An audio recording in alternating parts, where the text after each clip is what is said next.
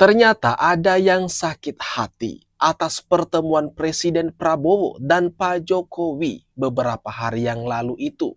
Ada yang kepanasan, mereka tak terima, masih mesra. Hubungan antara Pak Jokowi dan Presiden Prabowo masih harmonis. Salah satunya, Said Didu bicara secara gamblang. Presiden Republik Indonesia Jenderal TNI Purnawirawan Prabowo Subianto datang menghadap ke keluarga Raja Jawa. Gimana nih? Di foto sangat kita lihat bagaimana Raja Jawa didampingi oleh permaisuri dan Sultan, dan datanglah Presiden Republik Indonesia bersama kabinetnya melaporkan pekerjaannya ke Raja Jawa. Ini fakta sejarah yang tidak bisa ditutupi. Ada yang menyatakan itu hanya kebetulan. Tidak kebetulan. Saya orang birokrat. Protokol istana pun kalah dengan protokol keluarga Raja Jawa. Secara protokoler tidak boleh wakil presiden menghadap wakil. Tidak boleh. Ada. Ini gimana teman-teman? Said Didu kecewa sekali mengungkapkan kekecewaannya. Pertemuan antara Presiden Prabowo dan Presiden ke-7 Pak Jokowi di kediaman Pak Jokowi beberapa hari yang lalu itu ternyata membuat barisan sakit hati pembenci Pak Jokowi itu kepanasan ketar-ketir. Tidak sesuai dengan ekspektasi mereka selama ini, dengan narasi yang mereka sebarkan selama ini. Yang mereka sebarkan kan mengatakan Presiden Prabowo dan Pak Jokowi telah pecah kongsi. Makanya Said Didu sangat marah sekali, sangat kecewa sekali. Sehingga narasi-narasinya kelihatan jelas menyudutkan Presiden Prabowo. Bagaimana saya bisa menerima sebagai rakyat presidenku diperlakukan seperti itu? Dan lihat gaya duduknya presiden kita itu maju sedikit seperti orang ketakutan. Bukan sandar di kursinya, sementara Raja Jawa dengan permaisurinya, dengan sultannya duduk dengan gaya silahkan lapor. Ini fakta sejarah. Jadi saya menyatakan 11 orang ini adalah pimpinan perang rakyat semesta melawan Raja Jawa. Teman-teman, untuk sekedar mengingat ya, biar tidak lupa, kalau Said Didu ini di era Pak Jokowi itu dipecat. Said Didu ini mantan pecatan di era Pak Jokowi.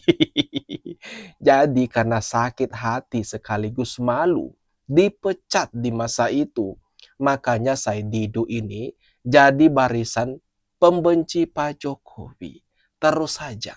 Kalau bukan ini menyinyir ke Pak Jokowi, ya nyinyirnya ke Mas Gibran. Salah satu orang juga nih, Said Didu ini salah satu orang yang menyuarakan untuk memakzulkan Gibran Rakabuming Raka.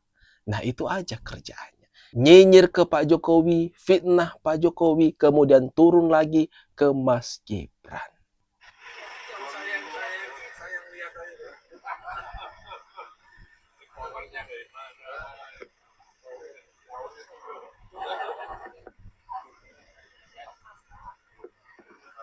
Cerita baru keliling dari luar negeri. Iya, beliau juga mengikuti rupanya ya. Ya saya ceritakan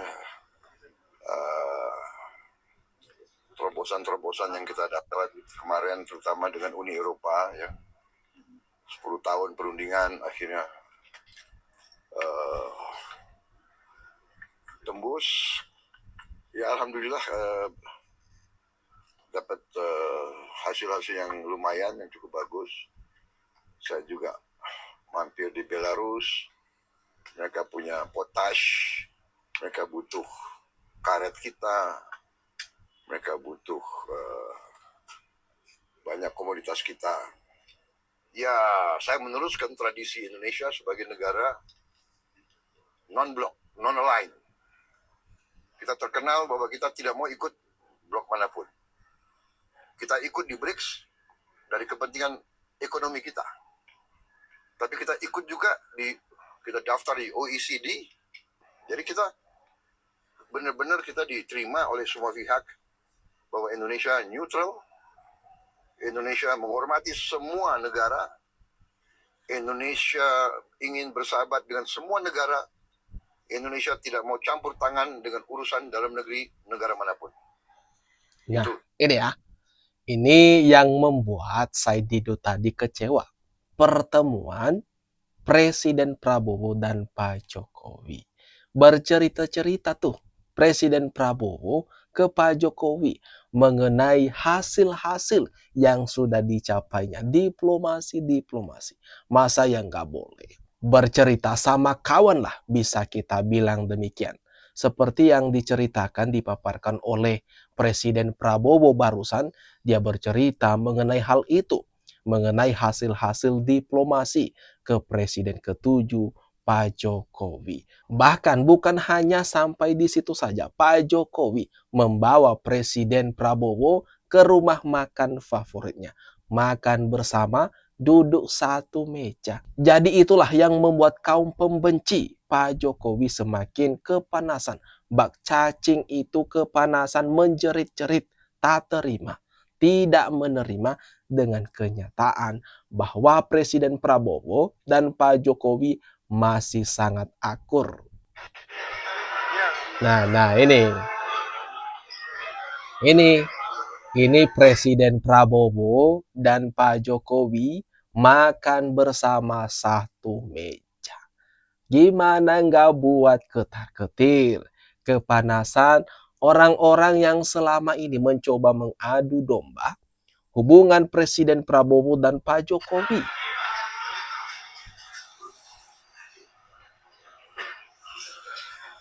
Ya tuh.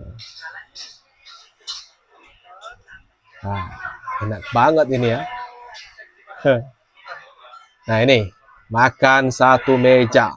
Ini ada kelihatan Presiden Prabowo, Pak Jokowi, kemudian Mas Gibran. Orang yang mendukung Pak Jokowi dan Presiden Prabowo mah sangat senang sekali, gembira sekali dengan tetap akurnya, dengan tetap satu kongsinya Pak Prabowo dan Pak Jokowi. Tetapi bagi anak-anak Abah, barisan yang membenci Pak Jokowi dan Presiden Prabowo ini nggak bisa nerima ini.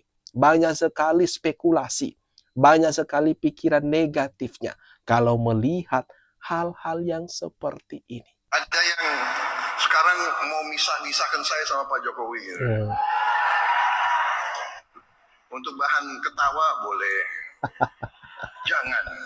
Kita jangan ikut pecah belah itu adalah kegiatan mereka yang tidak suka sama Indonesia.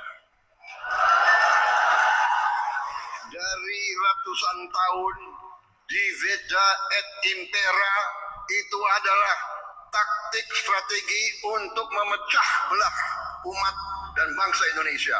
Nah, tuh. Dihiraukan.